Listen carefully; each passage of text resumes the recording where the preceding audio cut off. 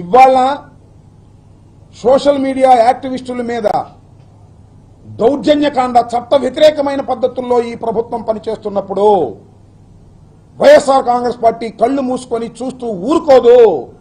We will support the accused. ఎవరైతే అన్యాయంగా అక్రమంగా ఉన్నారో వాళ్ళ మీద యాక్షన్ తీసుకునేటటువంటి కార్యక్రమం కూడా చేస్తామనేది కూడా మా ప్రయత్నం మేము చేస్తున్నాం. అంతేకాదు ఏమండి, చివరికి ఏం చేశారండి, ప్రశ్నారావుణ్ణి, ఆయన పేరు ప్రశ్నారావుణ్ కాదు వాస్తవంగా, ఆయన పేరు బచ్చలకూరి జోసఫ్.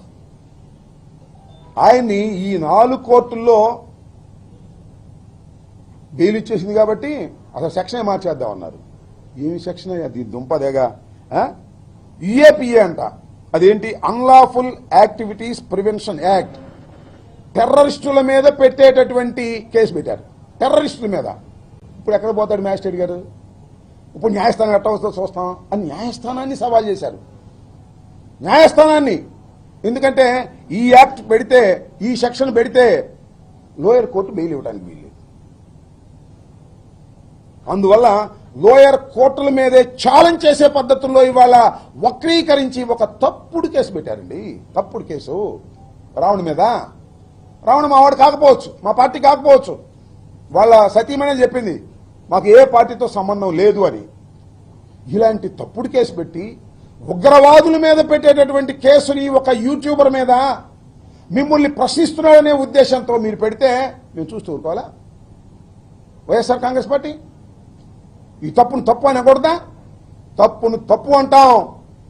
అతనుకు అన్యాయంగా కేసులు పెడుతున్నారు కాబట్టి మా వైపు నుంచి కోరితే లీగల్ యాక్షన్, లీగల్ సపోర్ట్ కూడా చేస్తామని జగన్మోహన్ రెడ్డి గారు చెప్పడం జరిగిందని మనం చూస్తున్నాం. కాబట్టి ఇవాళ ఒకసారి చూసినట్లయితే మీరు,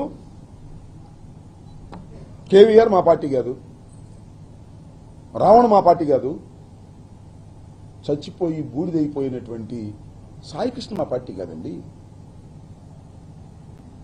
ఆయన జనసేన. అంతేకాదు పేరుపోగు క్రాంతి కుమార్ మా పార్టీ కాదండి, ఆత్మహత్య చేసుకున్నాడు. పోలీస్ హెరాస్మెంట్కి భరించలేక ఆత్మహత్య చేసుకున్నాడు. అతను మా పార్టీ కాదు, తెలుగుదేశం. తెలుగుదేశం రావాలి రావాలి రావాలి అని, చంద్రబాబు ముఖ్యమంత్రి కావాలి కావాలి అని దేశమంతా తిరిగాడు నాన్న. మా పార్టీ కాదు. ఇటు వదిలేస్తామా? మానవ హక్కులు అరించిపోతున్నప్పుడు, పోలీసు యంత్రాంగం దుష్ట ప్రయత్నం చేస్తున్నప్పుడు, ప్రభుత్వం చేతిలో కీలుబొమ్మల్లాగా పోలీసులు వ్యవహరించి ఏ కేసు పెడితే ఆ కేసు పెట్టేసే కార్యక్రమం చేస్తున్నప్పుడు, బాధితుల్ని ముద్దాయిలు చేస్తున్నప్పుడు వైఎస్ఆర్ కాంగ్రెస్ పార్టీ చూస్తూ ఊరుకోదు. వారికి రక్షణగా వస్తుంది.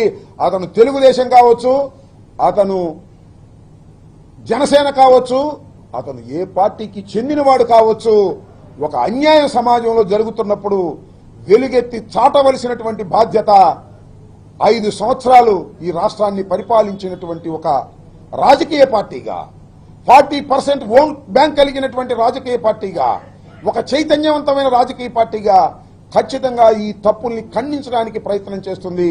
ఇవాళ రావణ విషయంలో కూడా అన్యాయంగా, అక్రమంగా ఎక్సెస్ యాక్షన్ చేస్తున్నారు. కేసు పెట్టండి, తప్పులేదు. కేసు పెట్టండి, కోర్టు ప్రొడ్యూస్ చేయండి, బెయిల్ ఇచ్చేస్తే పంపించేయండి, మళ్ళీ వాయిదాలు పిలవండి. అట్లా కాదంట, కేసు మీద కేసు, కేసు మీద కేసు, కేసు మీద కేసు, కేసు మీద కేసు. చివరికి ఇప్పుడు ఎక్కడ చల్లబడ్డారంటే, రావణ్ణి నెల్లూరు సెంట్రల్ జైలుకి పంపించిన తర్వాత అమ్మాయ ఇక చంద్రబాబు నాయుడు గారు, లోకేష్ గారు అప్పుడు నిద్రపెట్టినట్టుంది. ఎన్నాళ్ళు పెడతారయ్యా? నాకు అర్థం కాలేదు. ఎన్నాళ్ళు పెడతారు రావణ్ణి? తప్పుడు కేసులు పెట్టి జీవితాంతం లోపల పెడతారా? బయటికి రాడా?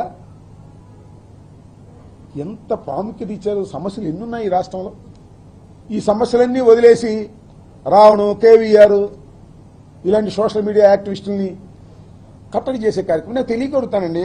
చంద్రబాబు నాయుడు గారు, లోకేష్ గారు, పవన్ కళ్యాణ్ గారు, ఆయన ఎవరండి? కిరాకార్పిన. ఇప్పుడు చూసారా మీరు ఎన్ని బూతులు మాట్లాడతాడో? సీమరాజు ఎన్ని బూతులు మాట చూశారుగా. వాళ్ళనేమో మీరు పెట్టుబడి పెట్టి మాట్లాడిస్తారు, వాళ్ళ మీద యాక్షన్ తీసుకోరు. నేను కంప్లైంట్ ఇచ్చా కిరాకార్పి మీదను, సీమరాజు మీద. మీకు గుర్తుందో లేదో? పోలీసులు మీరు చేయమన్నారు, రీచ్ చేయమన్నారు. తర్వాత కోర్టుకు వెళ్ళా. కోర్టు వారి ముట్టికాయలు వేసిన తర్వాత రిజిస్టర్ చేశారు, యాక్షన్ తీసుకోరు. అదే కేవీ రెడ్డో ప్రశ్నారావణ అయితే 500 మంది పోలీసులు వెళ్ళిపోతారు మీ దుంపదగా. అంటే మమ్మల్ని తిట్టేటటువంటి యూట్యూబులు, మమ్మల్ని దూషించేటటువంటి యూట్యూబర్లని మీరు పెంచి పోషించి మిమ్మల్ని విమర్శిస్తే మాత్రం వాళ్ళకి ఇదిగో యుఏపిఏ యాక్ట్ అంత భయంకరమైన యాక్టులు పెట్టి మీరు వేధించాలి అని, అణచాలని మీరు ప్రయత్నం చేస్తున్నారంటే మీరు గుర్తుపెట్టుకోండి చంద్రబాబు నాయుడు గారు, మీ గొయ్య మీరు తవ్వుకుంటున్నారయ్యా, మీ గొయ్య మీరు తవ్వుకుంటున్నారు. ప్రశ్నారావణ నిండదా కొంతమందికే తెలుసు, మన దేశం అంతా తెలుసు, రాష్ట్రం అంతా తెలుసు. ఏ టీవీ చూసినా ప్రశ్నారావణకి వ్యతిరేకమో అనుకోవడం. మోస్ట్ పాపులర్ క్యాండిడేట్ చేశారు మీరు. కేవీ రెడ్డి కూడా అంతే, ఏదో ఒక యూట్యూబ్ ఛానల్ చేసుకుంటున్నాడు. రెడ్ బుక్ని ఎర్రి బుక్ అన్నాడంట. ఆ బుక్ దగ్గర ఏదో పదం పెట్టారు, పూ అనే పదం పెట్టి అన్నాడని చెప్పి రాసి పారేశారు, ఎఫ్ఐఆర్ రిజిస్టర్ చేశారు, తీసుకొచ్చారు, లోపల పెట్టారు. మీ గొయ్య మీరు తవ్వుకుంటున్నారు. ఎంత చెట్టుకు అంత గాలిలాగా, ఎంత క్రైమ్కి అంతే కేసు ఉండాలి. ఇది ఎక్కడ కేసులే బాబు, నాకు తెలియకూడదని ఇంతంత కేసులు పెడితే సమాజం మిమ్మల్ని అంగీకరిస్తుందా చెప్పమని ఈ సందర్భంగా నేను మనవి చేస్తున్నాను. అన్నిటికన్నా మించి ఏంటంటే పోలీస్ స్టేషన్ ఉంటే పార్టీలో వెళ్ళిపోతారండి, మాకు అప్పచెప్పమంటున్నారు. పోలీస్ స్టేషన్లో రావణుంటే మాకు అప్పచెప్పన్నారు, సంగతి తెలుస్తా ఉంటున్నారు. ఇంకా ఏం పోలీసులు అప్పచెప్పలా, పోలీసులు కూడా నెట్టేశారు, అది వేరే అంశం. ఈ 4 పోలీస్ స్టేషన్ల మీద పోలీసుల సహకారంతో చంద్రబాబు నాయుడు గారు, పవన్ కళ్యాణ్ గారు ప్రోద్బలంతో దాడులు చేస్తారు, లాక్కొచ్చి కొడతామంటారు, పోలీసులు చూస్తూ ఊరుకుంటారు, కేసులు పెట్టరు. ఇది ఒక దుర్మార్గమైనటువంటి పద్ధతుల్లో జరుగుతూ ఉంది. సాయికృష్ణ లాకప్ డెత్లో కూడా దీన్ని డైవర్ట్ చేయడం కోసం రకరకాల టాక్టిక్స్లు ఉపయోగిస్తుంది ప్రభుత్వం.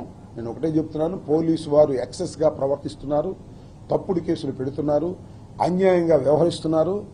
ఇది చట్టం ముందు ప్రశ్నార్థకమవుతుంది రాబోయే కాలంలో. గుర్తుపెట్టుకోమని కూడా ఈ సందర్భంగా నేను చెప్పదలుచుకున్నాను.